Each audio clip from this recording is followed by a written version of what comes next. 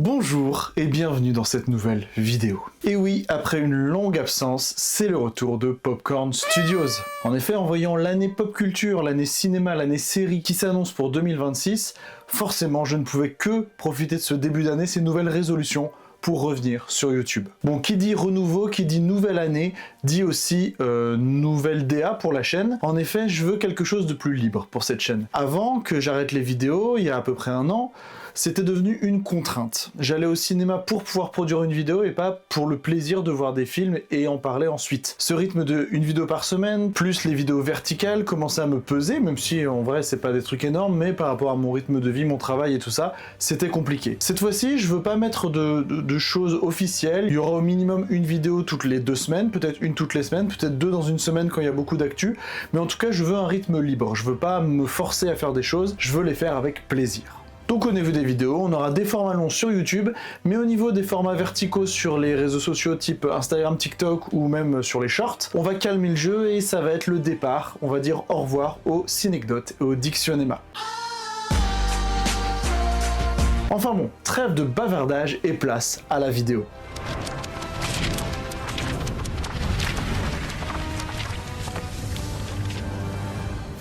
Action.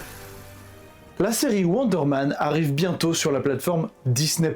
Et vous vous demandez peut-être qui est ce nouveau héros, qui est ce personnage, qui est Wonder Man. Car oui, même si cette série sort un petit peu de nulle part, Simon Williams, alias Wonder Man, est un personnage très important des comics. Dans cette vidéo, nous allons nous plonger dans ses origines, dans ses pouvoirs, dans ses relations avec les autres personnages de Marvel, pour finir sur une petite ouverture de à quoi s'attendre en regardant la série. Préparez-vous donc à rentrer dans l'univers d'un héros complexe, tragique, mais surtout indestructible. Il faut que je fasse ce film. Je suis né pour jouer ce personnage. Avant de parler purement du personnage, plaçons un petit mot sur le cadre de sa création. Wonder Man apparaît pour la première fois dans le magazine Avengers numéro 9, sorti en 1964. Le personnage est imaginé par Stan Lee et Don Heck. À cette époque, Marvel voulait sortir de cette image de héros parfait. DC avait son Superman, Marvel avait des personnages surpuissants, mais il voulait étoffer un petit peu les Avengers avec des personnages plus profonds, des personnages moins parfaits, plus humains, avec des problèmes moraux.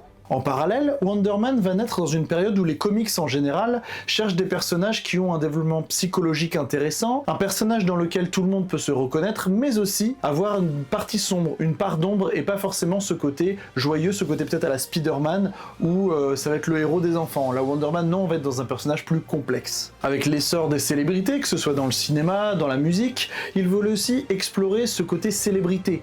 Oui, un héros est vu aux yeux de tous, il a donc une célébrité, il a donc une certaine influence sur ses contemporains, et donc Marvel voulait explorer un petit peu ces problématiques, parce que forcément si le héros est parfait, la société peut devenir parfaite, mais s'il a des failles, ça va un peu exacerber les failles en chacun. Marvel crée donc Simon Williams, alias Wonder Man, un personnage avec un ego énorme, tiraillé entre ambition, culpabilité et désir à la fois de se racheter, mais aussi d'avoir sa petite notoriété, on va pas se mentir. Et pour cause, Simon Williams commence sa vie en tant que jeune homme riche, héritier de l'affaire familiale, la grande entreprise Williams Innovations. Intelligent et charmant, il rêve de succès. Toutefois, il est fragile émotionnellement, comme on l'a dit tout à l'heure, il a des failles. Il est toujours en quête de reconnaissance de ses pairs, et même si il a un capital plutôt confortable et des pouvoirs, je parle pour le moment de pouvoirs politiques, de pouvoirs sociaux, il en veut toujours plus. C'est avec sa rencontre avec le fameux Baron Zemo,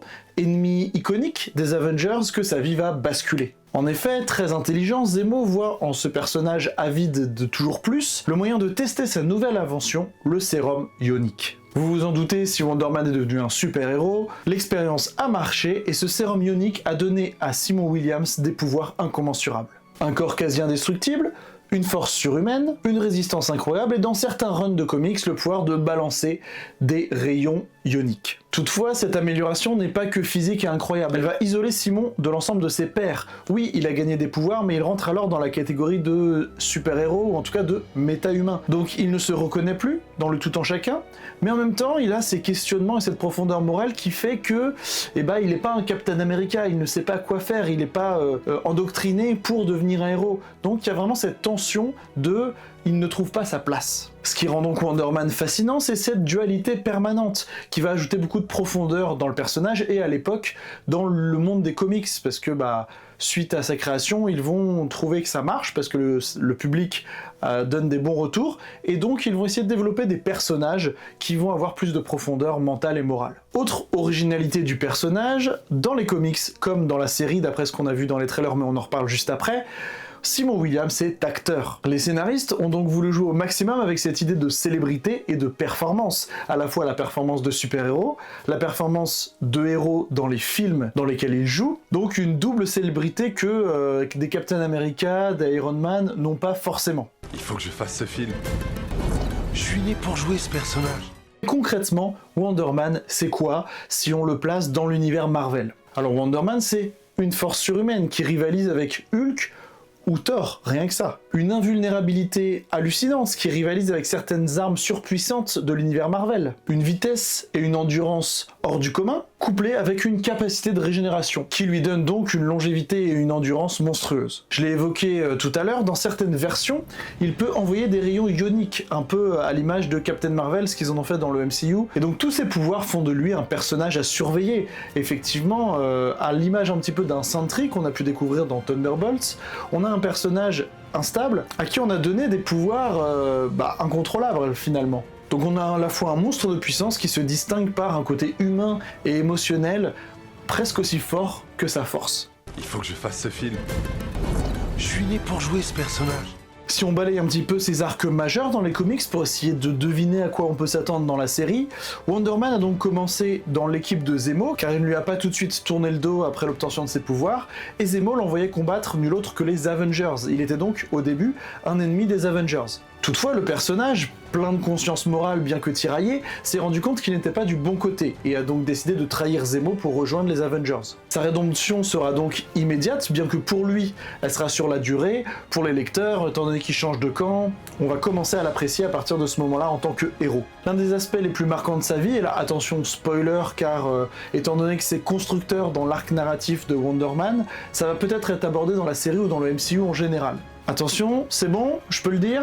Simon Williams est mort. Enfin, vous le savez, dans les comics, quand un personnage plaît, la mort ne dure pas très longtemps, ou en tout cas, il peut revenir d'une façon ou d'une autre. Dans les comics, à la suite d'une mort due à un virus qui était spécialement fait pour contrer ses pouvoirs et qui a été dosé en trop forte quantité, il revient sous forme d'entité cosmique, sous forme d'esprit, appelé donc l'esprit ionique Wonder Man. Il est donc là pour conseiller et influencer les choix des Avengers et des autres héros. On passe donc, ce qui est très intéressant, d'un personnage qui est moralement pas sûr de lui, qui ne connaît pas trop sa place dans ce monde, à un conseiller cosmique qui peut passer à travers les murs, qui peut se téléporter pour aller voir tel ou tel Avengers, et donc on voit une évolution folle de ce personnage, dans les comics en tout cas. Au niveau des personnages un peu iconiques, qui a eu des relations amicales ou plus avec Wonder Man, et qui pourraient être intéressants de relever puisqu'ils sont dans le MCU, on a tout d'abord Vision. Alors au niveau du MCU, c'est pas tout à fait la même origin story. Dans les comics, le corps de Vision est ni plus ni moins basé sur les atomes de Wonder Man, sur sa puissance ionique, et donc on peut dire que Wonder Man est directement au cœur de Vision, ce qui fait qu'ils ont un lien très particulier. On a aussi le personnage de Scarlet Witch, Wanda Maximoff, qu'on connaît très bien dans le MCU, et qui dans les comics s'est un petit peu rapproché de Wonder Man, si vous voyez ce que je veux dire, et ça a permis d'explorer le côté vulnérable du personnage, le côté humain, le côté sentimental. Est-ce qu'ils vont en faire quelque chose dans la suite? À la fois Vision avec le Vision blanc qui se balade et qu'on devrait retrouver dans Vision Quest très prochainement, ou alors Wanda, peut-être une variante de Wanda, je sais pas, mais en tout cas il y a quelque chose à faire possiblement. Troisième personnage, en tant que deux têtes brûlées avides de célébrité, on a sa relation avec le personnage de la Torche humaine, Johnny Storm. Parfois ennemis, parfois rivaux, parfois alliés, ces deux personnages ont un passif assez fort. Ils se chamaillent, il y a des tensions, et ça permet aussi d'illustrer le fait que, même s'ils sont tous des héros, ils ne s'aiment pas tous dans l'univers Marvel. Il y a des tensions, il y a de la jalousie, et c'est le cas dans cette relation entre la Torche et Wonder Man. Il faut que je fasse ce film. Je suis né pour jouer ce personnage. Au fil des années, dans les comics, Wonder Man a donc su s'immiscer comme un personnage émotionnellement intéressant, mais aussi un personnage qui tisse des liens avec les autres personnages. Il est donc un héros qu'on apprécie découvrir et aimer. Avec la série Wonder Man, Disney+, et donc Marvel Studios permettent d'explorer à la fois le côté humain et la dualité entre super-héros et humains, super-héros et acteurs, en tout cas pour sa personnalité, mais aussi le tiraillement de la justice, le tiraillement de où est ma place dans ce monde, qu'on a déjà pu évoquer dans le MCU avec Daredevil Born Again, qui revient d'ailleurs très bientôt. Il y aura une vidéo sur la chaîne pour récapituler un petit peu tout ce qui s'est passé. On a aussi Thunderbolts qui pose la question de est-ce que je suis à ma place? Donc on sent que Marvel, en tout cas au niveau street level, va essayer d'explorer un côté gris des super-héros. Il peut y avoir des ambiguïtés dans le développement du personnage. Interprété alors par Yahya Abdul-Mateen II dans le MCU, on peut s'attendre à de l'humour, beaucoup d'action, mais surtout un regard introspectif sur un acteur héros. Est-ce que la série va aller jusqu'à sa mort? Ce que je pense pas, parce qu'en une saison, ce sera un petit peu speedrun le personnage.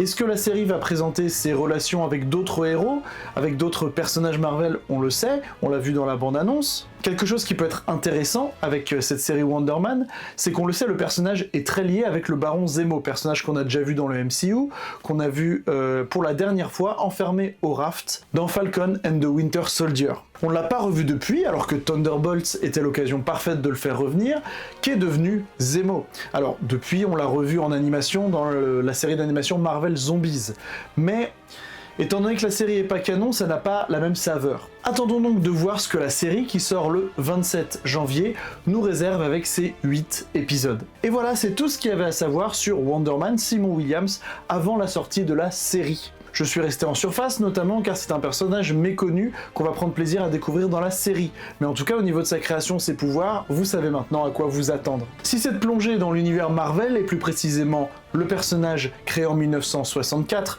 vous a plu, n'hésitez pas à vous abonner et me dire si vous connaissiez son histoire dans les commentaires. Je suis content de reprendre les vidéos et j'ai hâte de voir ce que 2026 va nous proposer niveau film et série. D'ici là, restez attentifs et rendez-vous le 27 janvier pour découvrir ce premier projet du MCU de 2026. Merci à tous, c'était Greg pour Popcorn Studios, coupé!